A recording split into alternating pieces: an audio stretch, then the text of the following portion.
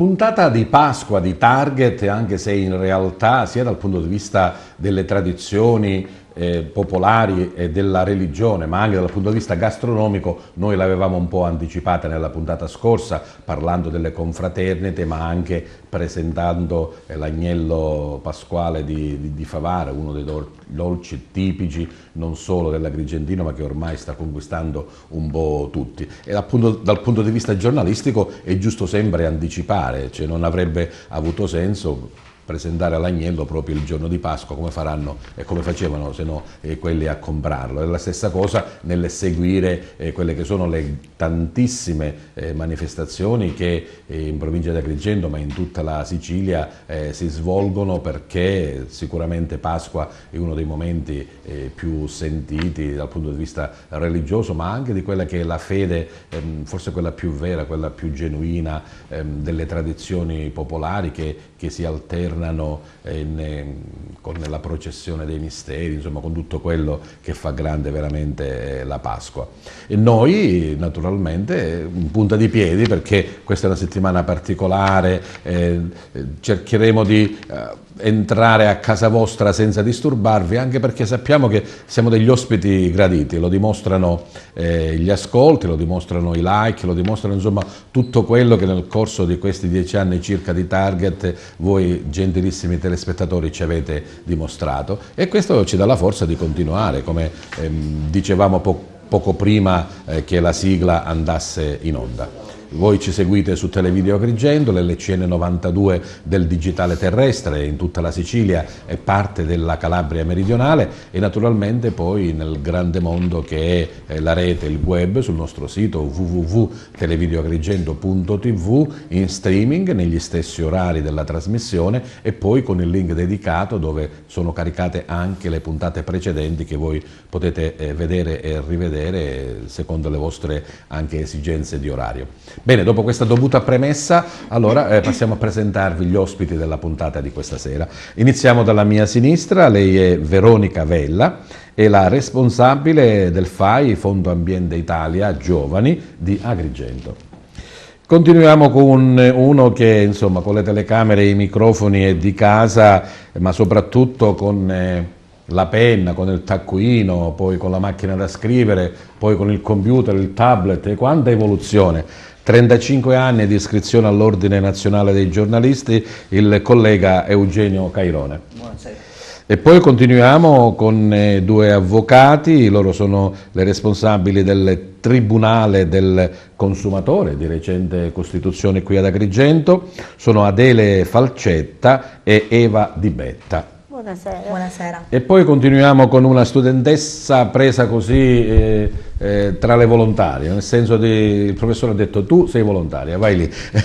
No, stiamo scherzando, con lei parleremo dell'importante strumento dell'alternanza scuola-lavoro, è una studentessa dell'Istituto Leonardo di Agrigento, Domenica Collura. Buonasera.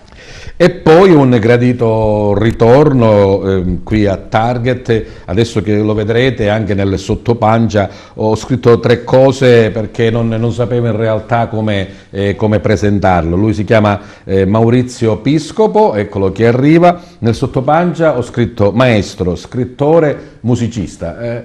Avrei dovuto scrivere altre cose, insomma, ma credo che queste 3 cose possono bastare. Certo, grazie e buonasera a tutti i telespettatori di TV. Bene, allora, maestro Eugenio, qualche giorno fa, insomma, questo riconoscimento, questo grande traguardo, 35 anni di iscrizione all'Ordine dei Giornalisti, insomma. Sei vecchietto? Sono vecchietto, tra virgolette, diciamo, accettiamo.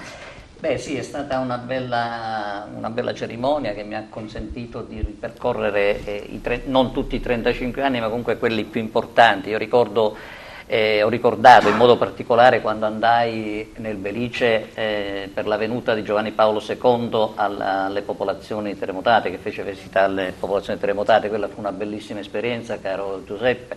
Io andai con il pass del Vaticano assieme all'operatore, io allora ero a Telesud di Acragas, e voglio ricordare un collega scomparso, Corrado Catania, abbiamo lavorato assieme. E ritornando indietro nel tempo, Eugenio, ricordi quando hai iniziato così, la penna e taccuino, qual è stato Io ho mosso i primi passi all'Amico del Popolo, di questo devo dare atto anche a Monsignor Domenico De Gregorio, cammaratese come me. Io ho cominciato a scrivere lì, ho mosso i primi passi, poi Radio Concordia con padre Scrudato, e a questo proposito devo dire ho conosciuto Francesco Pira, oggi sociologo e docente universitario. Io l'ho conosciuto come giovane corrispondente da Licata. 35 anni sono un arco brevissimo del tempo, insomma, forse per la vita di un uomo no, ma comunque, però credo che i 35 anni del giornalismo siano proprio grandissimi. Ma io ho scritto su da 35 Facebook, anni fa adesso sono cambiate proprio nel mio un po' post tutto. su Facebook ho scritto 35 anni di carriera giornalistica e non sentirli, anche perché non è poi un lasso così.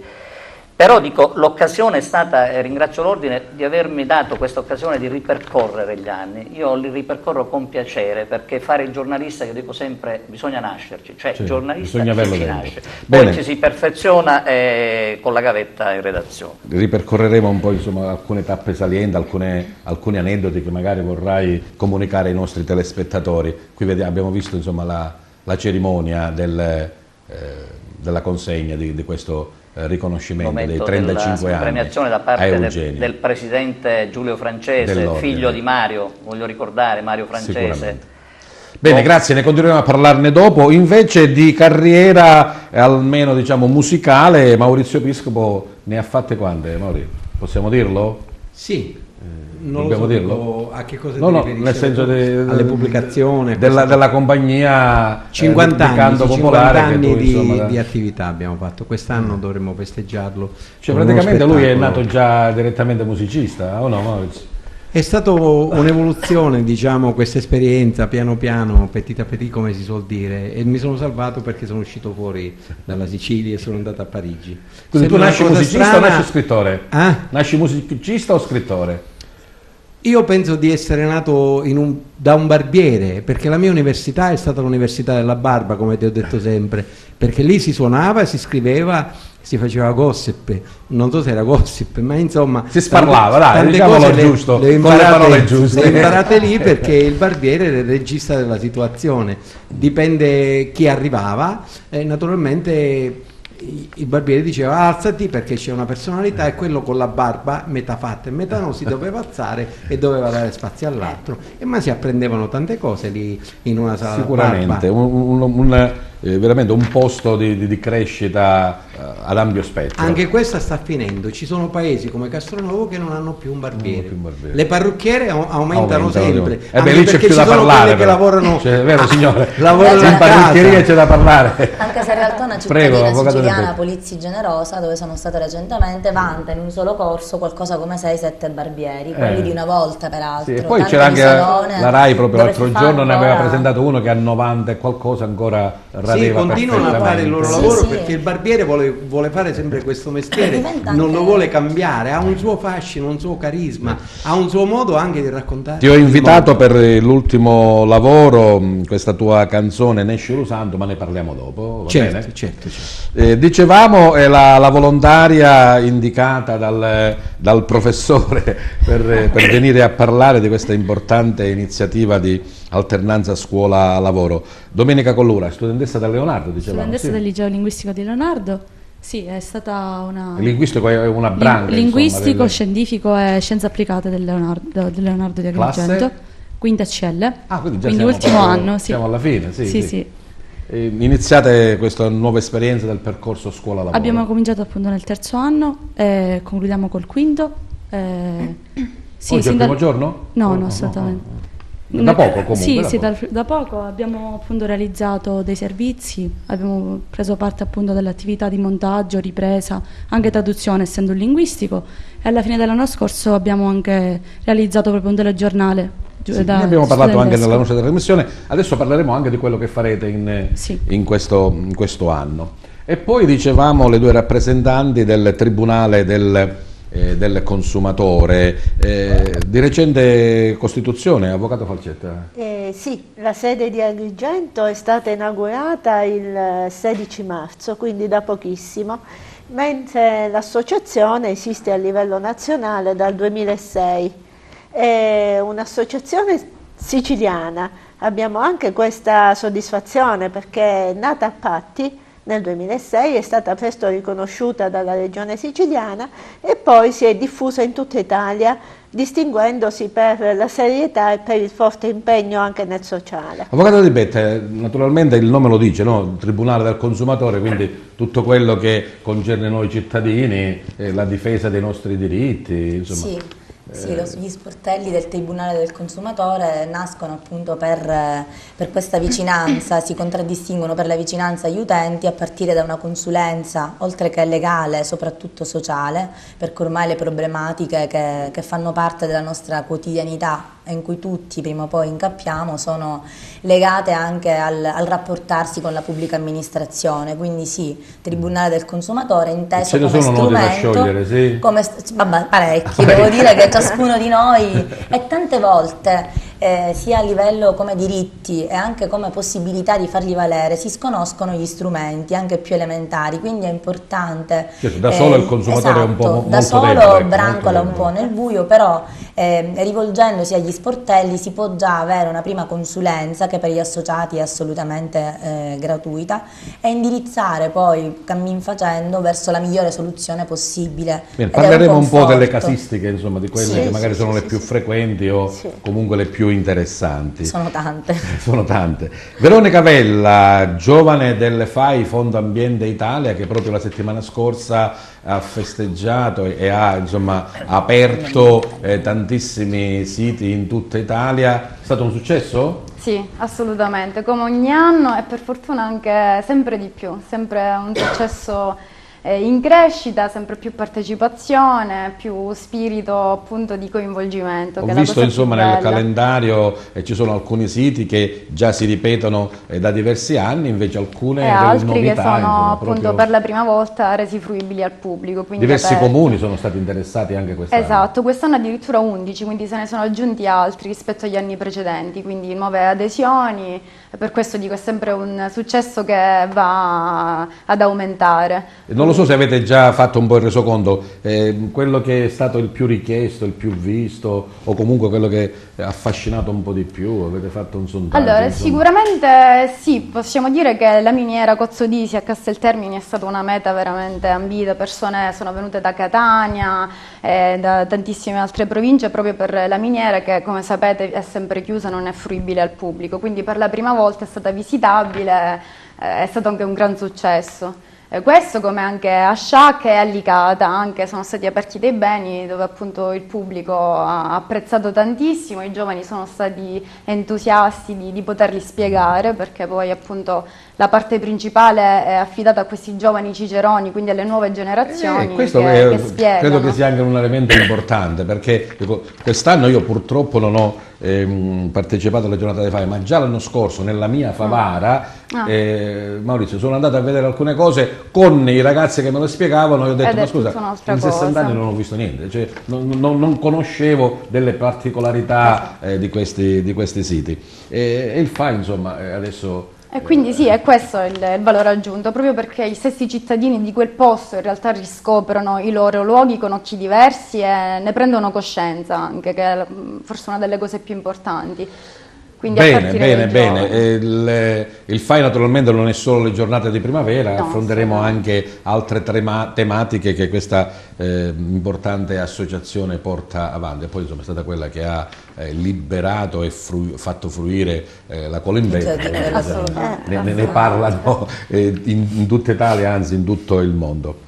Ritorniamo col grande Eugenio. Allora, dicevamo un'evoluzione nel modo di fare il giornalista, di affrontare le notizie, ma anche di comunicarle e di trasmetterle, dal taccuino con gli appunti al dettare il pezzo via telefono ai dimafoni, adesso ti colleghi direttamente che Catania non sentiva, quindi ricominciare da capo. Io ho conservato la macchina da scrivere, ovviamente una delle prime, no?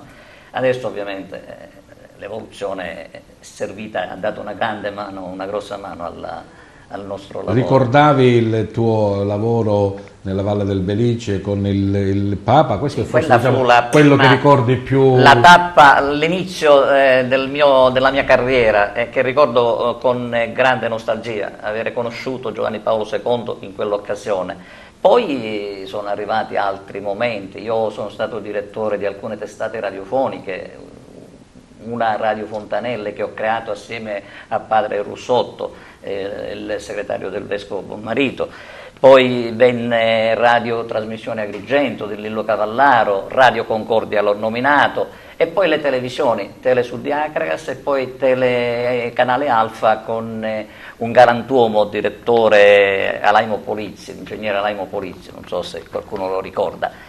E man mano i 35 anni si sono sommati, ma lasciano veramente un bel ricordo. Ma adesso il web che fa? Ci mette tutti da parte?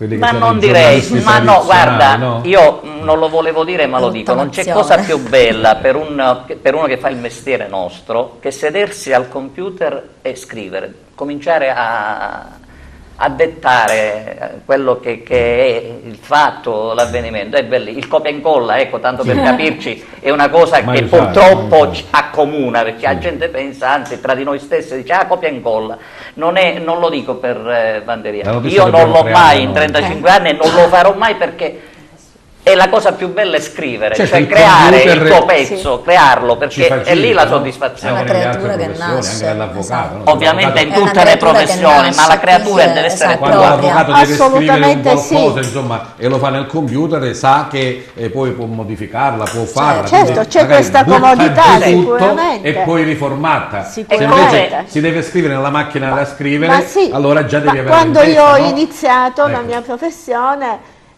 scrivevamo a mano e la segretaria copiava con la macchina da scrivere. C'è stato in 25 anni un cambiamento epocale. È bello creare la tua creatura, perché anche nei post di Facebook, no? Se tu scrivi poi mi piace, ma è cosa tua, cioè non l'hai copiata e l'hai passata. Hai parlato di un po' di tutto quello che è il panorama, hai detto radio, hai detto carta stampata, hai detto televisione, hai detto web. Quella che ti affascina ancora di più?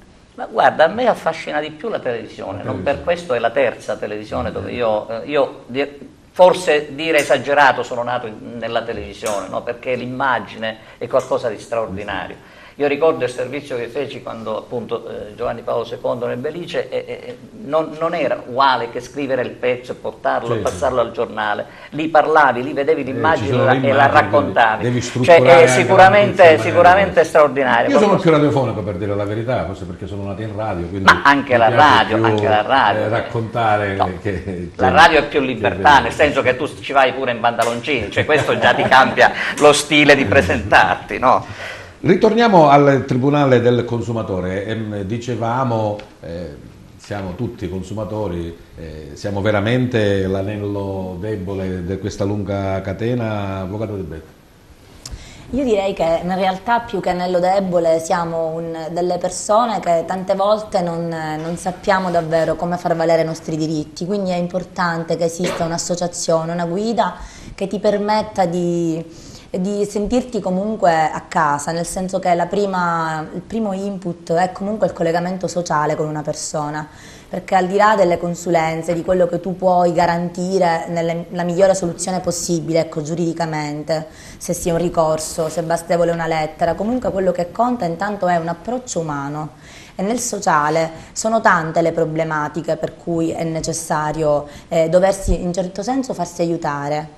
Che può essere appunto dalla bolletta che non si comprende, può essere anche dalla redazione di un 730, di un ISEE, che può andare anche per quanto riguarda il servizio di patronato, la domanda per un'invalidità, i pensionati che tante volte non sono neanche a conoscenza di alcuni tipi di diritti che si chiamano diritti inespressi, che sono quasi appannaggio solamente di chi ha la possibilità di conoscerli e quindi farli valere, perché nel nostro ordinamento giuridico alcuni diritti possono essere fatti valere esclusivamente se si presenta apposita domanda, se se ne fa richiesta, non sono quesiti per noi, e quindi la conoscenza è importante la conoscenza. Anche di quelle che poi sono le rivendicazioni che possiamo fare, avvocato Falcetti. Indubbiamente la conoscenza è la base di tutto. Infatti quello che noi facciamo è come primo approccio orientare l'utente che viene da noi verso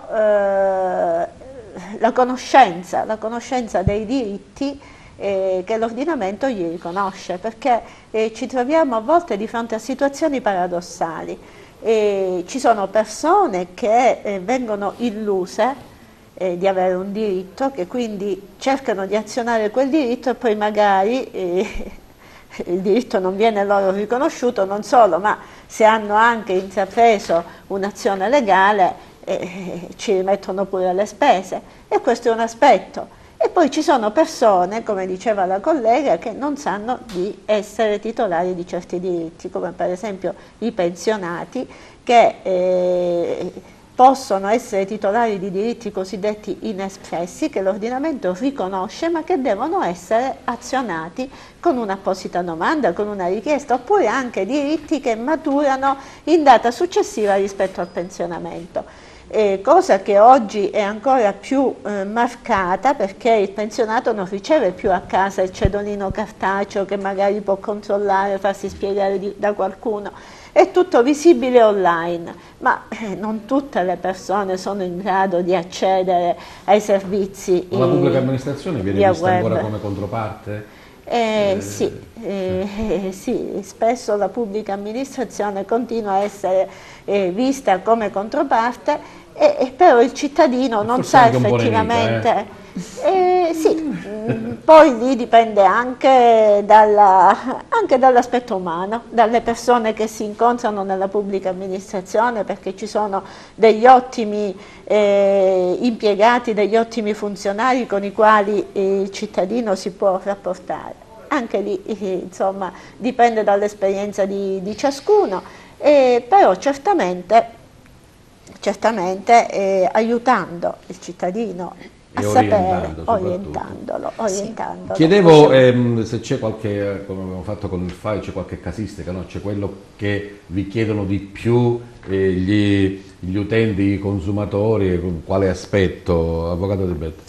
Allora sicuramente noi ci aspettiamo un grande flusso, anche perché abbiamo appena inaugurato, i nostri colleghi che comunque operano già su tutto il terreno nazionale, come diceva la collega prima, perché il Tribunale del Consumatore ha sportelli appunto che nascono in Sicilia ma che si sono diffusi ben presto in tutta Italia, e sono tante le casistiche, sia la persona appunto, il pensionato che si vede in difficoltà e vuole essere tutelato, lo straniero che comunque ha necessità dei rinnovi dei permessi di soggiorno, o anche per esempio i bonus bebè, la richiesta dei bonus bebè, adesso recentissima sentenza della Corte di Appello, e questo può essere anche l'inizio di una nuova casistica di cui ci si può occupare. Corte d'Appello di Milano ha statuito per una mamma straniera con permesso regolare anch'essa l'attribuzione di avere diritto al bonus bebè, e l'INPS comunque adesso si ritroverà comunque intanto in prima battuta a dover riconoscere, riservandosi naturalmente in attesa di future pronunce di gradi di giudizio, però è un passo importante. Quindi il lavoro non vi mancherà sicuramente. Ma non è solo una questione lavorativa, è anche il piacere di portare avanti delle problematiche che comunque sono trasversali al nostro essere umano, e quindi comunque coniugare il sociale con il legale è una cosa bellissima, perché Tribunale del Consumatore è innanzitutto vicinanza con l'utente. Per questo io, quando la collega Adele Falcetta mi ha proposto di intraprendere questo nuovo cammino, sono stata ben contenta, perché il lavoro giuridico, l'essere avvocati, la legalità porta dietro tante volte un po' di volontaria aridità, non dovuta naturalmente alle persone, ma per gli argomenti tante volte duri che ci si trova a dover affrontare. Ritorniamo al mio grande amico maestro Piscopo, dicevamo tante le sue peculiarità, adesso come musicista, come cantante, lo devo ringraziare perché insomma diciamo così è la prima che facciamo per questo argomento di questa nuova canzone, Maurizio. Sì, questo brano è stato eseguito in un film che si chiama Nato a Xibet, con il regista Rosario Neri, che è stato girato a Calascibetta. È un film che andrà al mercato estero. C'è tutta una storia appunto di questo paese dove moltissimi sono emigranti, sono andati tutti via, i negozi sono chiusi, è un paese dove si potrebbero fare tantissime cose, però il titolo ne esce usando, cos'è? Una festa religiosa che... Allora io ci ho riflettuto a lungo su questa cosa, ho pensato che la Sicilia, come la Spagna, è una terra che non può prescindere dagli aspetti religiosi. Noi pensiamo alla Settimana Santa per ora qui da noi, tutti i paesi della Sicilia, ma questi stessi momenti si vivono a Siviglia, si vivono a Madrid, si vivono veramente in Spagna, si vivono anche in altri paesi del mondo, anche dell'America Latina.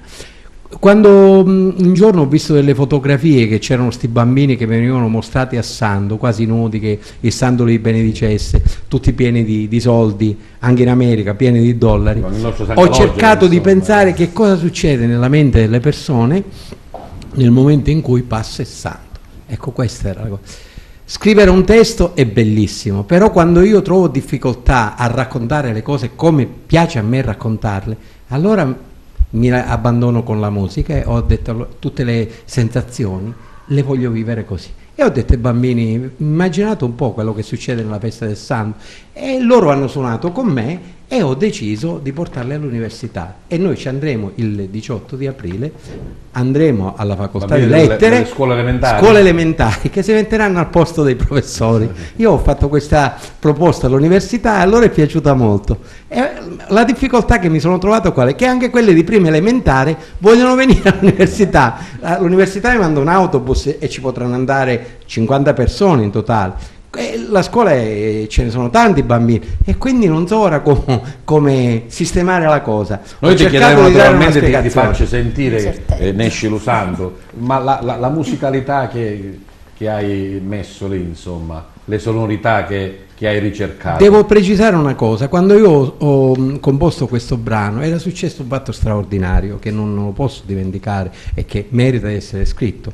A Favara c'era un falegname che si chiama Michele e che aveva una bottega vicino ai Sette Cortiglia, vicino alla Farm, in cui lui restaurava dei mobili. Sì. Orbene, durante la festa di San Giuseppe, un nipotino che aveva questi nipotini vivaci, cornutelli, diciamo, per dire un termine, non lo so, questi bambini troppo vivaci, giocava con un fiammiferi e quindi è scoppiato un incendio. E Michele piangeva, era disperato. Quando io ho saputo che era successo questo fatto, sono scappato dalla piazza come tante altre persone per andare a vedere che cosa veramente fosse successo. Ebbene, la fiamma si era fermata dove c'era l'immagine del santo. E a me Michele ha chiesto se gli potevo dare un'immagine di San Giuseppe e cucioleva di Dania l'immagine. Non è che noi possiamo levare una cosa del genere, cioè, non esiste proprio, e quella è stata lì e rimarrà lì quell'immagine. E quindi in quel momento ho scritto la storia di Michele, l'ho raccontata alla radio e lui si è commosso, e ho composto questo brano perché le parole non basterebbero per descrivere quelle emozioni. E poi la musica, diciamo, un po' più universale, no? Sì, ma poi l'ho immaginata che la suonasse la banda, perché le persone quando si affacciano allora... c'è il giorno di festa si scordano tutto, allora non ci sono partite, sì. Le persone dietro la processione sono lì. Sono magari più cattivi, perché quelli che vanno in chiesa certe volte secondo me sono più cattivi degli altri, non lo so, è una mia sensazione. Allora, prima dell'università c'è Target. Sì, guarda, allora... sono venuto oggi proprio per fartela sentire. Allora prendiamo la fisarmonica. Che come tu sai io me la porto sempre dietro. Come Eugenio, come il giornalista si porta la penna, lui non esce se non ha la sua. È un po' aggrippata oggi perché la mia fisarmonica è meteoropatica, sente la sensazione del tempo, per cui è triste. Quando vede la pioggia la penna è più facile, la penna nel tastino, la fisarmonica non credo che riesca a metterla. Ma lui trova sempre il modo di... E io voglio dedicare naturalmente a tutti gli ospiti di Target e a questa settimana, che è una settimana speciale, perché è facile, voglio dire, parlare di religione eccetera, ma bisogna sapere perdonare, adattarsi. Pensate un po' a quello che succede nei condomini di Palermo, si può stendere un po' di biancheria, se cade una cosa, una briciole, è diventata una cosa impossibile. Io di fatto alla riunione di condominio non ci vado più, ho detto a mia moglie: guarda, questa è una delle cose che mi deve, lasciamolo stare e andiamo ad ascoltare Nesci Lusando del maestro Giuseppe Piscopo, in anteprima qui a Target per noi, e poi il debutto assieme ai ragazzi del... Sì, 5 bambini. 5 bambini. Nesci Lusando.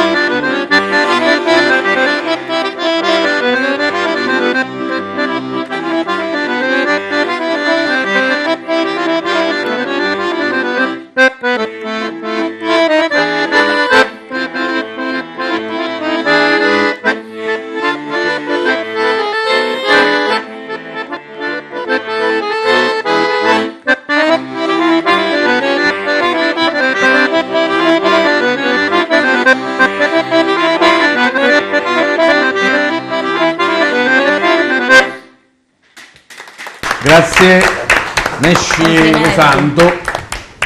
E poi naturalmente parleremo anche di una cosa che ci rende orgogliosi, nel senso che io vedo sul tavolo questo tuo volumetto, lo abbiamo presentato quando ancora non c'era, nel senso che mi hai mandato l'immagine in JPEG della copertina che ancora adesso è stampato, ma ne parliamo dopo, va bene? Va bene. Vorrei ritornare con Domenica Collura, la nostra amica studentessa, dicevamo di questa importante alternanza scuola-lavoro. Sicuramente c'è. Come l'avete visto voi? Cioè, uscire dalla scuola, quindi lasciare un po' da perdere i libri e venire, in questo caso, in uno studio televisivo, in una televisione per affrontare un po' argomenti forse un po' diversi da quelle che siete abituati a studiare. Sicuramente è un'esperienza che ci ha permesso di entrare appunto nel mondo del lavoro, di vedere l'ambiente appunto televisivo, quello giornalistico, quindi positiva, anche se non nego comunque i disagi che abbiamo, ad esempio noi pendolari nel trasporto, comunque studio, il tempo che bisogna un po' adattarsi. Sì, bisogna organizzarsi, però un'esperienza tutto sommato positiva. Nel particolare che cosa state iniziando a fare? Alterniamo appunto attività di ripresa, quindi foto, video ai vari eventi che vengono organizzati nella provincia di Agrigento, appunto montaggio, per poi realizzare dei veri e propri servizi. Quindi c'è anche l'aspetto giornalistico? Quindi anche giornalistico, sì. L'aspetto giornalistico. Tu sei propensa per quale settore? Diciamo? Io veramente quello linguistico, quindi traduzione. Una traduzione simultanea, allora, certo, molto spesso, perché noi giornalisti non è che parliamo bene le lingue, Eugenio. Ci vogliono gli interpreti. Altrimenti quindi è una carriera il loro lavoro come lo possiamo fare. E il liceo linguistico presuppone che poi dovreste andare all'università? All'università, sì. Hai già programmato? Ma penso di di iniziare appunto la facoltà di mediazione linguistica o di lingue e letterature straniere, sì, o a Palermo. L'inglese naturalmente è quello che fanno tutti. Sicuramente poi francese. Al momento infatti studio inglese, francese e tedesco, quindi penso di continuare con queste 3 lingue. Un po' sul classico, andiamo un po' lingue europee. Sul classico. Ma dico io circa 35 anni fa andavo al liceo. Naturalmente è cambiato, ma la scuola è ancora classica come la vedevo io, cioè il professore seduto dietro la cattedra, l'elenco, fare l'appello, l'interrogazione, oppure c'è un po' più, diciamo, di dinamicità? Generalmente, diciamo, è quella tradizionale, però per ora disponiamo di attrezzature nuove, LIM o computer, quindi diciamo che il metodo è un po' cambiato rispetto al passato.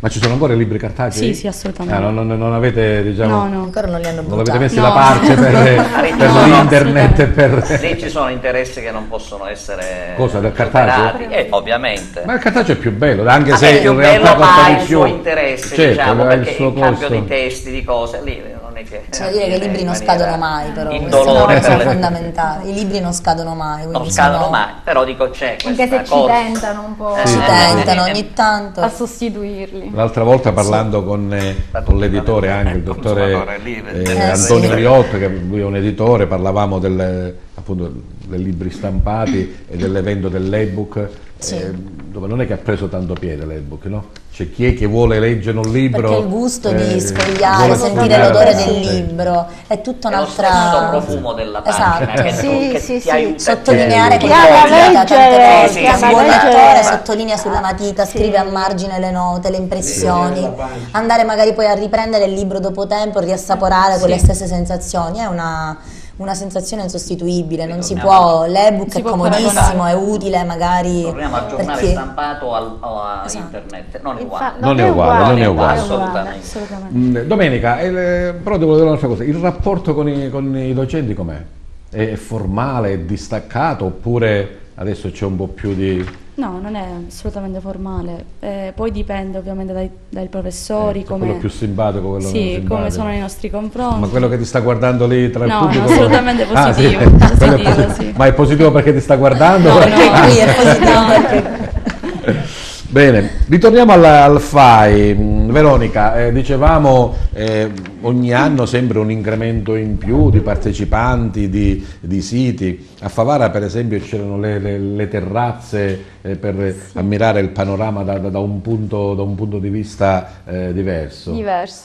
Sì, quest'anno a Favara appunto c'erano aperte la biblioteca Amendola, la chiesa Santissimo Rosario e poi appunto queste terrazze che a parte dare appunto questo punto di vista diverso sui beni, anche dato un momento di convivialità diverso. Ci sono state appunto delle attività collaterali, quindi la musica, i ragazzi stessi hanno suonato degli strumenti, il violino, la chitarra, e quindi hanno reso veramente queste 2 giornate una grande festa, per quello che doveva essere, una festa appunto dedicata alla cultura e ai nostri beni. È giusto fare un consuntivo di quello che è successo, però in giornalismo anche si parla di quello che bisogna fare. Io all'inizio dicevo, FAI non è soltanto le giornate di primavera, no? No, assolutamente. Un lavoro lungo l'anno. Esatto, è lungo l'anno ed è sempre veramente impegnatissimo nell'organizzazione di questa grandissima macchina, perché è una macchina veramente grande. Vedete che appunto è distribuita in tutta Italia, è capillare, abbiamo quasi 120 delegazioni, tantissimi gruppi FAI giovani, come quello che finalmente si è aperto ad Agrigento, e quindi una macchina molto grande che per farla funzionare ci vuole sicuramente molto lavoro. E poi a parte le giornate di primavera ci sono le giornate d'autunno. Amore e passione innanzitutto. Amore e passione, assolutamente. E questo è quello che cerchiamo di trasmettere. Noi come giovani cerchiamo anche di fare questo, di trasmettere ad altri giovani come noi appunto questa grande passione per la bellezza e per la cultura. Dal punto di vista personale, le tue 2 giornate di primavera... Allora, io in particolare ho seguito il comune di Favara, quindi purtroppo non ho potuto andare in altri comuni.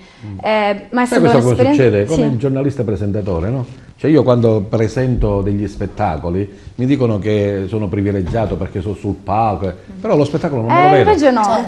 Sono dietro le quinte, dietro non me lo vedo. Così tu per amore di fare la volontaria, assolutamente l'ho fatto con grandissimo amore e passione, quindi con piacere. Allora, sì. Ho riscoperto Favara, ho visto i giovani a Favara, i docenti, l'impegno che ci mettono, sa, molte volte pensiamo, si dice qui ad Agrigento, qui tante cose, e invece no, le persone sono veramente partecipative, sono piene di passione e di voglia di fare, soprattutto i giovani.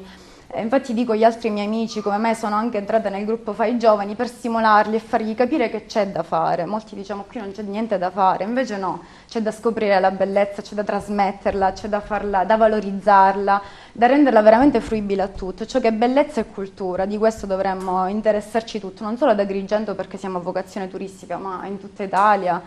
Ovviamente io direi anche nel mondo, aggiungerei, perché amo questo. Eugenio, peccato che ci rimane solo la vocazione. No, ma noi ci mettiamo l'impegno e stiamo in campo. Io mi riferisco ovviamente a chi non Eppure educare giovanissimi, fin da giovanissimi, proprio ad un'educazione ambientale, l'amore per la propria terra. Quello che mi piace sottolineare è proprio questo, che noi, se io sono qui oggi, qui in questa sede, ma come Fai Giovani è perché ho cominciato come apprendista Cicerone, quindi queste giornate hanno un valore veramente immenso, perché preparano questi ragazzi, li sensibilizzano a ciò che può essere veramente la cultura e la conoscenza, quindi sembrano delle giornate, magari se uno non ci pensa bene non gli dà il valore che hanno, ma un valore immenso, perché vengono sensibilizzati i bambini che veramente sono il futuro, quindi il nostro presente è il nostro futuro, perciò... Eugenio, dicevamo 35 anni di attività, adesso anche la collaborazione con TVA, l'immagine giornalistica, ma facendo un passo un po' indietro, c'è stato qualcosa insomma, che ti ha dato fastidio, qualcosa che ti ha anche procurato qualche dispiacere? No, se ne vuoi parlare? No, io ho scritto anche una cosa che mi pare importante. Nella mia carriera non ricordo episodi inquietanti. Noi torniamo al giornalismo di cronaca nera, Mario Francese, no? Il papà del nostro presidente, che è stato assassinato perché ha raccontato Totò Riina, passando, dice suo figlio, per visionario. Io non ho avuto, grazie a Dio, devo dire, episodi di questo tipo. Volevo dirti anche che l'occasione è stata anche per una gita fuori porta. Cioè io ringrazio l'ordine anche di questo, e se voi parliamo del centro storico di Siracusa dove si è tenuta la cerimonia, magari per rinfrescare la memoria a qualche amministratore nostro, no?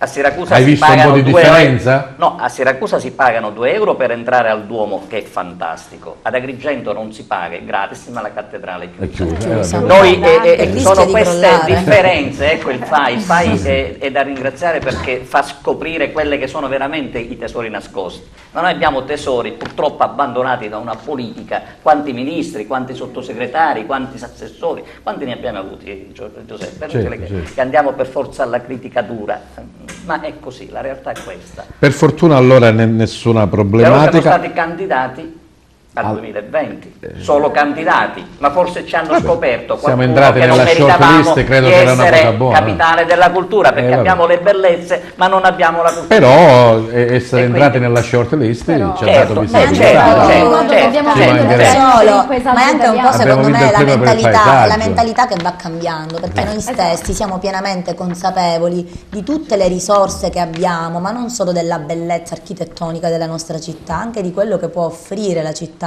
e quindi andiamo risvegliando le coscienze fin da giovanissimi e educhiamo anche a crescere Questo- buoni cittadini, perché se si educa da ragazzini, il ragazzino diventerà un adulto migliore e sicuramente sarà un bene per la Se non si società. farà influenzare da chi si riempie la bocca L'augurio di tante è cose quello. belle e poi lasciare Sembrava la città. buono lui, invece no, è cattivo come giornalista, sembrava buono. Avvocato Falcetta, dicevamo Tribunale del Consumatore non soltanto diciamo, uno sportello dove andarsi a lagnare o comunque cercare di avere qualche diritto in più, ma anche un aiuto, un contributo come CAF, come, insomma, come patronato, insomma, tutto quello che è inserito in questo contesto. Sì, l'iscritto al Tribunale del Consumatore ha diritto a tutta una serie di servizi che sono appunto quelli che tipicamente vengono svolti da un patronato, quindi anche dei servizi fiscali, la presentazione delle domande di invalidità, tanto per esemplificare. Tutti questi sono dei servizi gratuiti, ISEE, tutte le attività che un patronato svolge. Poi naturalmente qualora ci si dovesse scontrare con problematiche particolari che vanno al di là della semplice presentazione delle domande, dal semplice svolgimento burocratico di determinate pratiche, e allora se ci sono problematiche particolari si approfondiscono e si aiuta l'utente a risolverle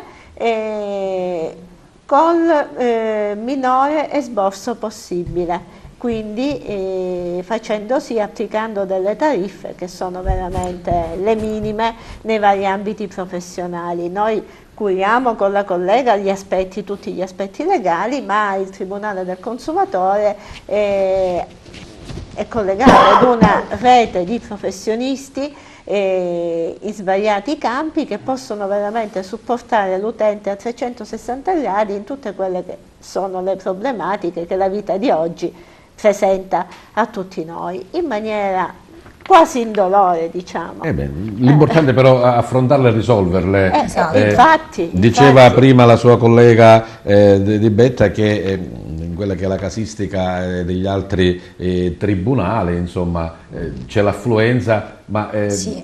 la parte quella diciamo, della vittoria c'è. dominante o no? Sì. Oppure si perdono le cause pure? No, adesso le cose si vincono e si perdono, penso come in tutti i settori, però già la fattività, lo spendersi e il perorare con tutto il cuore e con tutti gli strumenti che sono possibili, perché grazie alla rete di partner che il Tribunale del Consumatore ha proprio a disposizione, tanti professionisti in tanti settori, sicuramente è uno strumento completo, quindi comunque l'assistito, l'utente che viene da noi può affrontare un ventaglio di problematiche abbastanza vasto, con la garanzia di avere comunque tutti i professionisti a portata di mano.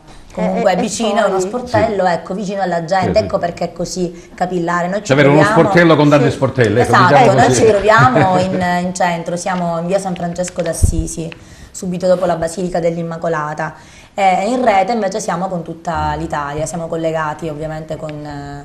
E poi c'è da dire anche che sì, le cause si vincono e si perdono indubbiamente, ma noi cerchiamo di indirizzare l'utente verso le soluzioni possibili in base, insomma, alla casistica, in base un po' alla giurisprudenza, e non consentiamo che l'utente si avventuri in situazioni che poi gli si ritorcono la consulenza anche certo, questo è scopo, chiaro, certo. può sempre succedere che una causa si perda, che una causa che sembra che si possa vincere poi inaspettatamente si perde, così come cause che sembrano perse poi si vincono. Questo succede, un avvocato non può mai dare una certezza, però delle buone possibilità sì, e soprattutto mai incoraggiare l'utente a fare qualcosa di cui poi magari potrebbe pentirsi, questo mai. Bene, ritorniamo con Domenica, dicevamo il quinto anno, quindi già siamo avviati alla gli ultimi maturità. mesi. Le materie sono già uscite? Sono già uscite. E avremo italiano, appunto, la prima prova, seconda prova inglese, essendo linguistico, poi in terza prova la lingua tedesca esterna, scienza esterna, c'era tedesco, scienze, poi arte, mi sembra. Ma credo che questo sia l'ultimo anno, sì, poi il prossimo anno cambierà sì, avrà tutto un altro sistema, sì. Entrerà appunto in gioco l'alternanza scuola-lavoro, quindi non si avrà la solita tesina, ma si partirà proprio dall'alternanza.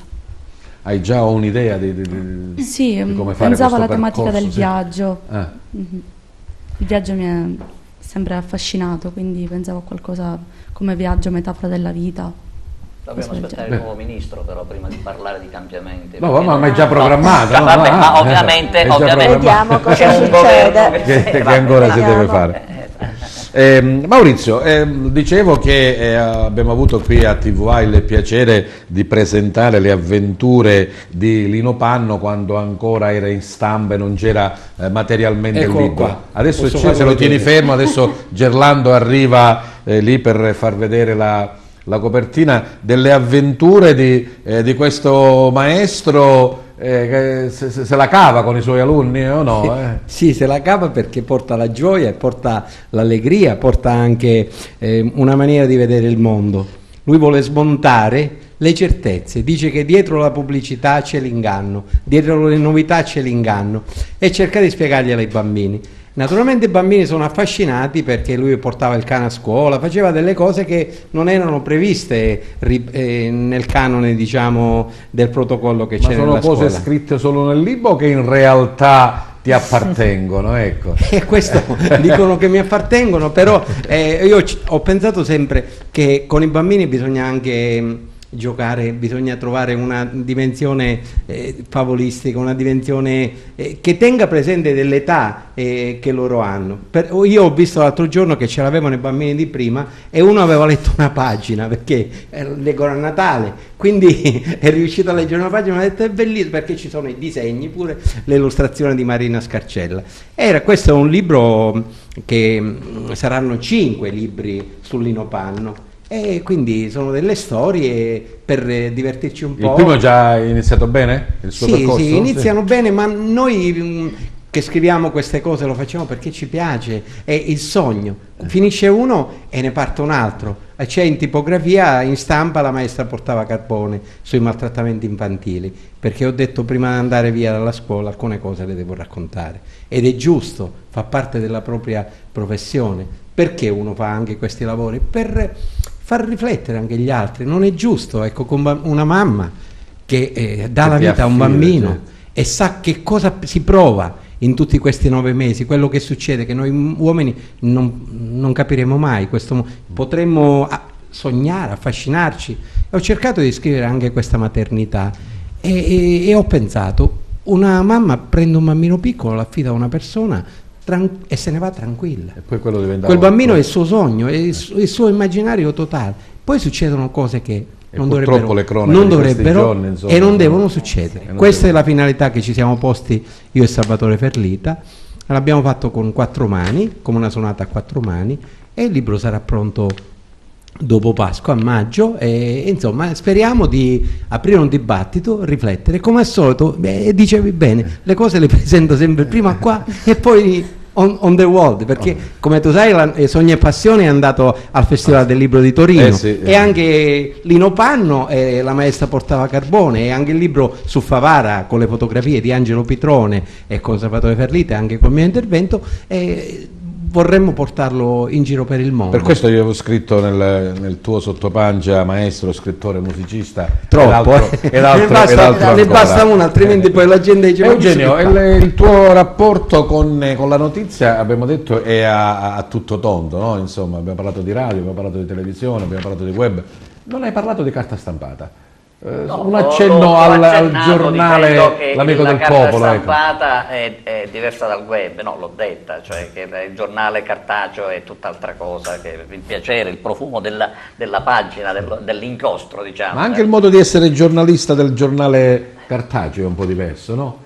Certo, ma lì si lavora con le righe, tu con lo le sai, righe, fammi sì. 50 Devi righe, scrivimi 80 righe, quella... e lì c'è il rischio anche di cadere nella retorica, cioè di fare poesia e non più notizia, che quando tu devi scrivere ti devi anche dare da fare, certo. insomma, per però arrivare la casella è quella, la cartella è quella, le battute devono essere 1421, non si scappa. Però non c'è paragone tra il web, l'internet e la carta stampata. Io prima di concludere volevo ricordare di avere condiviso con piacere il premio con due colleghi di Agrigento, Franco Castaldo e Diego Romeo. È stato un doppio piacere essere stato con loro e esserci ritrovati a Siracusa. Siete più anziani, no? No, la stessa. I 35 anni, stessa allora. medaglia, stessa iscrizione. Stessa iscrizione, sì. È stato un piacere. Sicuramente. Ritrovarmi lì con loro, come ritrovarmi con altri amici qui stasera. Veronica, dicevamo il FAI lungo un anno, e proprio l'altro giorno vedevo anche l'intervista al dottor Lopilato sulla colimbetra. Questo credo che sia una delle medaglie più luminose del FAI, italiano in generale, vero? Sì, in generale italiano, e poi per noi siciliani ovviamente è l'unico, tra l'altro, bene che abbiamo in Sicilia, a parte un giardino pantesco che si trova appunto a Pantelleria, però è l'unico bene che abbiamo in Sicilia e quindi ne andiamo fieri, e noi in quanto delegazione di Agrigento pensi un po' quanto possiamo essere ancora più felici, perché giochiamo in casa, tra virgolette, comunque abbiamo un bene FAI nel quale possiamo fare le nostre attività, qui ci possiamo appoggiare per fare veramente tanto e per sensibilizzare la gente. Raccontaci un po' qualche retroscena, cioè nell'andare a individuare i beni da inserire nelle giornate di primavera, cioè siete voi che le cercate, fate delle ricerche, andate poi a contattare i proprietari, perché diciamo molti sono anche delle strutture private, ecco, assolutamente, non è sempre diciamo una chiesa oppure un palazzo pubblico. Diciamo che tutto ciò accade in maniera molto più naturale, quindi sono le amministrazioni, sono i docenti che possibilmente propongono i luoghi assolutamente del loro posto. Si occupano loro, insieme molto sostenuti dalla delegazione in primis, appunto a richiedere le autorizzazioni e quindi seguire tutto questo iter burocratico che, vi assicuro, sapete benissimo meglio di me quanto tempo possa richiedere, quindi c'è veramente tanto lavoro. Sì, i privati, e questa è la cosa bella del FAI, il fatto che dimostra come possono lavorare insieme appunto il pubblico e il privato, quindi le amministrazioni però allo stesso tempo i privati, per questo è veramente molto simbolico e per questo faccio parte anche del FAI, perché poi è anche bello aprire la propria casa, no? Alla è bello per molti e per alcuni invece è una preoccupazione, perché tanti sono dei palazzi veramente nobiliari dove all'interno tutto è prezioso veramente. Sono stata in tanti palazzi, per esempio anche a Palermo, aperti in maniera così eccezionale proprio per il FAI, e, insomma i proprietari sono veramente contenti, però c'è da stare veramente attenti. Eugenio, hai scoperto o riscoperto qualcosa in particolare grazie alle giornate del FAI? Io stavo dicendo, non volevo interrompere, sono un socio FAI. Sono un socio del FAI, quindi, anche perché considero importante, cioè grazie di esistere, si può dire. Questo weekend ne hai approfittato? No, questo weekend no, ma questo non toglie. Non toglie, assolutamente. Però condivida molto al discorso mi scusi, della colimbetra, proprio perché questo è un punto a nostro favore, perché molti siciliani, soprattutto devo dire che è anche una problematica più del sud, si chiedono ma questi soldi proprio come dove finiscono, giustamente, perché poi c'è la raccolta fondi. È volontario, certo, è un contributo volontario. Noi siamo volontari, assolutamente. No, il contributo che danno i cittadini. Esatto, certo, e quindi si chiedono tutti.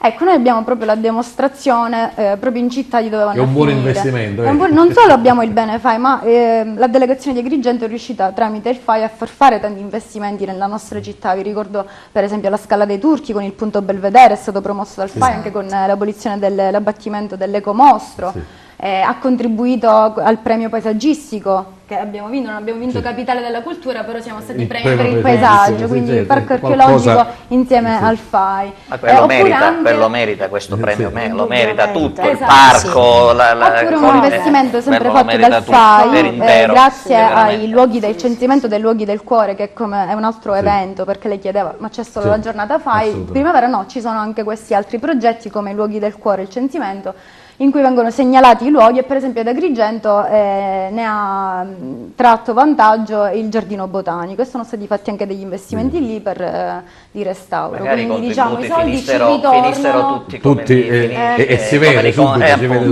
Bisogna sicuramente tanto impegno dalla parte dei cittadini e poi da chi fa parte delle Avvocato Falcetta, ha avuto modo di gustare le giornate del FAI o comunque di riscoprire degli ambienti che magari non aveva prima? Sì, no, ma io sono una appassionata, perché esulando un po' dal Tribunale del Consumatore io mi occupo di Italia Nostra, che è un'associazione per la tutela del patrimonio storico, artistico e naturale, ma da una vita. È una persona informata quindi, sui fatti, ecco, anzi quei fatti li fa. Una insomma, che non può che essere veramente felice della presenza del FAI, perché anche se opera in maniera diversa rispetto alla nostra, che è più un'associazione di tutela, che si occupa delle varie problematiche che purtroppo ci sono in questo campo, è una presenza preziosissima quella del FAI, e quindi anch'io mi accodo agli altri in occasione delle giornate di primavera, di tutte le occasioni per L'avvocato Di Betta invece ha visto qualcosa questo weekend? Io devo dire, ho fatto da cicerone questa volta ad una ragazza non di Agrigento, a mia cognata, che non conosceva il giardino della Colimbetra. Per me è sempre un piacere andare a passeggiare e trascorrere del tempo lì, e poi ho portato anche i bambini, anche loro già guardano i ciceroni come aspiranti ciceroni, perché sono innamorati di questo aspetto di riappropriarsi proprio dei nostri beni, perché anche quello, noi cittadini comunque passeggiando, calcando il nostro suolo, osservando e guardando i nostri beni, ci sentiamo come se fossero davvero appartenenti e radicati in noi.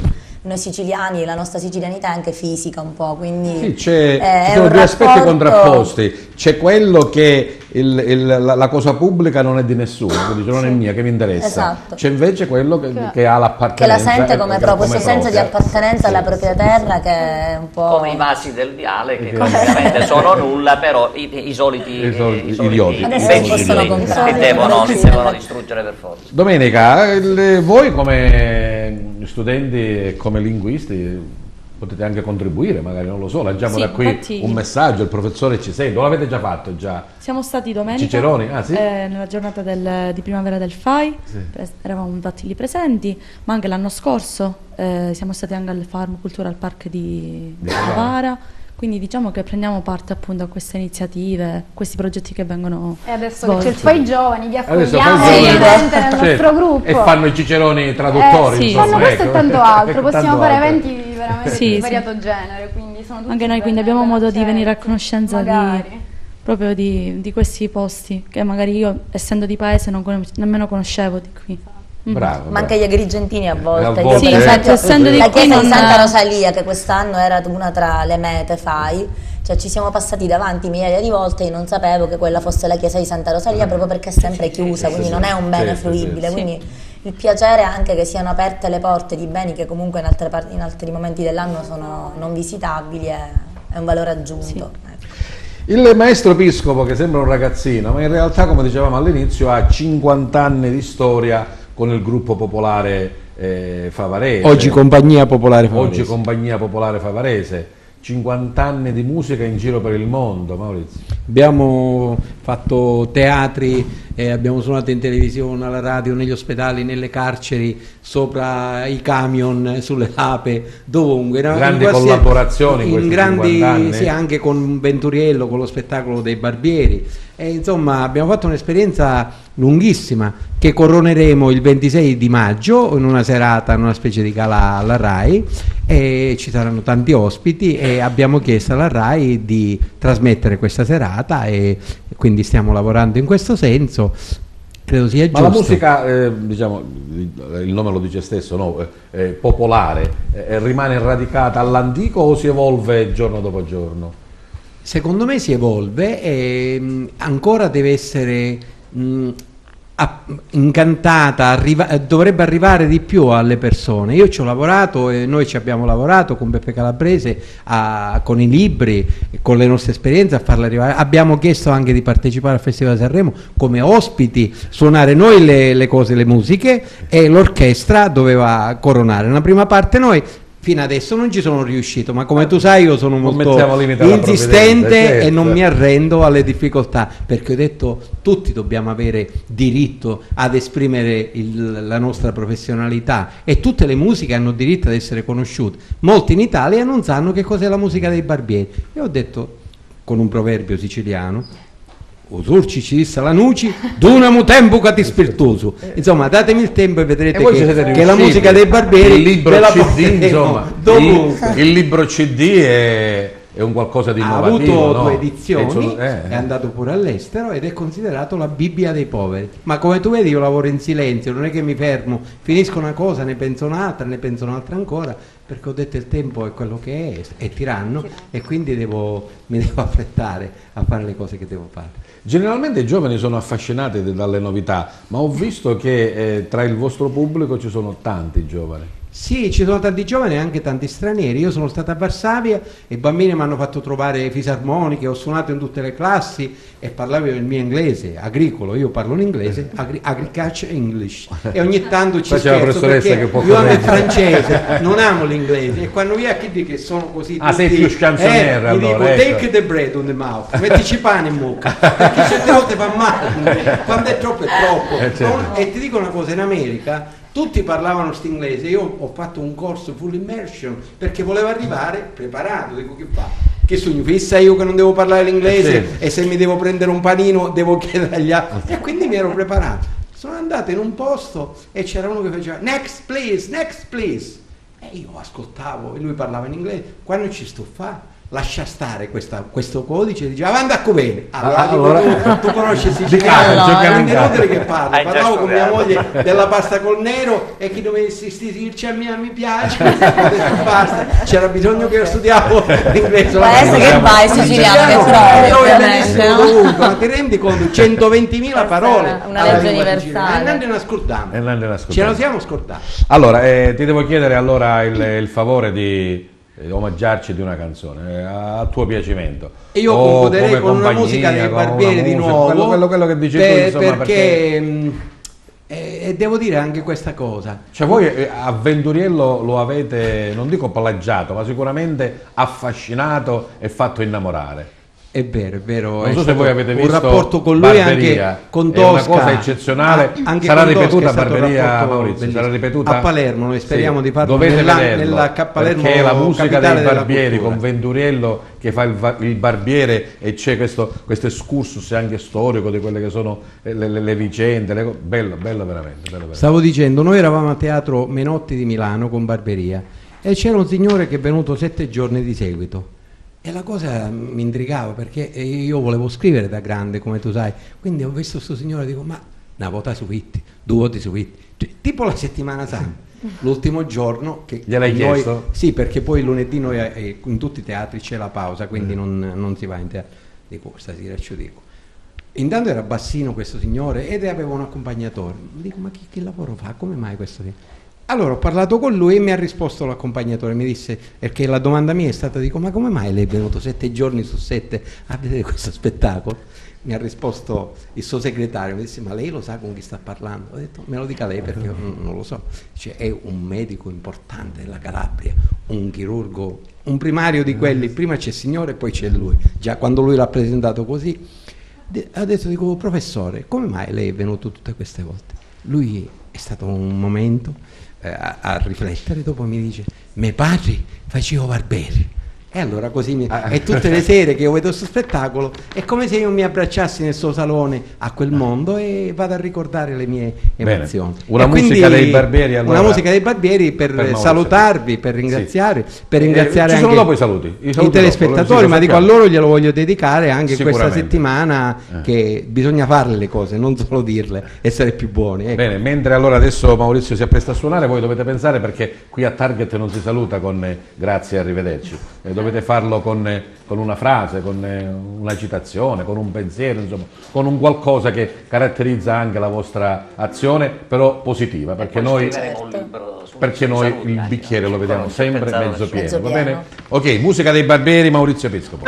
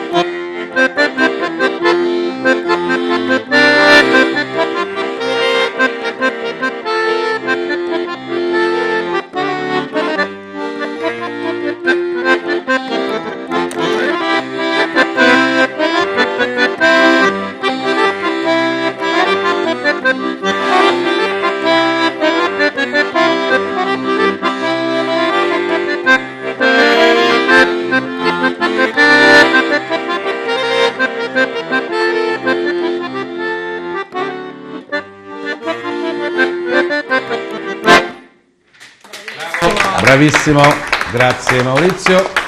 E allora eccoci qua arrivati ai saluti, spero che insomma quest'ora e qualche minuto sia trascorsa velocemente, veramente, e abbia riscontrato anche il vostro consenso. Grazie della presenza e della partecipazione a Veronica Vella, responsabile Fai Giovani di Agrigento. Sì, grazie veramente per questo invito, è stata un'esperienza bellissima venire qui. Vi saluto concludendo con un pensiero, che è quello, veramente vorrei sollecitare, ecco, i cittadini ed in particolare i giovani ad apprezzare ciò che abbiamo, ad essere veramente curiosi, di tutelare i nostri luoghi e tutto ciò che è la cultura, perché credo che sia fondamentale in tutti i campi, quindi non solo quello che è arte o che è turismo, ma la bellezza aiuta veramente in qualunque cosa, e sappiamo bene che ne hanno parlato anche dei magistrati, che hanno detto che la bellezza potrebbe cambiare il mondo, così come tanti altri professionisti. Quindi sollecito i cittadini e i giovani a far parte ovviamente del gruppo FAI, del FAI in generale, perché questa è la missione che ha, quindi di tutelare i luoghi. Perciò vorrei, ecco, il risveglio delle coscienze dei cittadini ed in particolare dei giovani. Bene.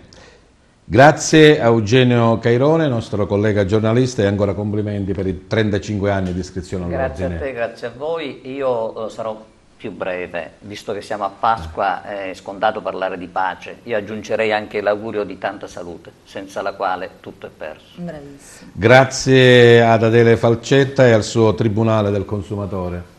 Grazie a voi, sono stata felice di trascorrere questa ora in vostra compagnia. Che dire, io voglio dire a tutti coloro che sono consumatori, poi è un ruolo che tutti abbiamo, prima o poi, che se avremo modo di conoscerci certamente troveranno delle persone amiche pronte ad ascoltarli. Grazie a Eva Di Betta, sempre del Tribunale del Consumatore. Grazie a voi per l'invito e soprattutto grazie anche ai telespettatori che hanno avuto la bontà di trascorrere questo tempo in nostra compagnia. Io concludo con un augurio dopo questo dono di ascolto che ci ha fatto il maestro, che ha recato questa armonia anche tra qui presenti, di non perderlo mai questo dono dell'ascolto, che è veramente trasversale a tutto, perché l'ascolto è la base veramente della conoscenza e della risoluzione di qualsiasi problematica. Nel nostro caso appunto l'ascolto nei confronti dell'utente, nei confronti della persona, che porta con sé tutta la soluzione dei problemi, quindi questo è il mio augurio. Buona Pasqua a tutti. Certamente, grazie a Domenica Collura, studentessa del Leonardo di Agrigento, e il professore, glielo diciamo, un punto in più per me glielo deve dare, a prescindere da tutto, un punto in più, esatto, in più d'ufficio. Vai Domenica.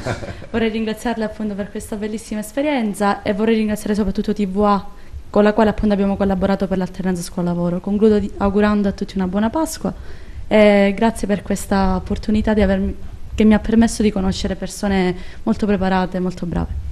Grazie a Maurizio Piscopo, il nostro maestro, scrittore, musicista e tant'altro ancora.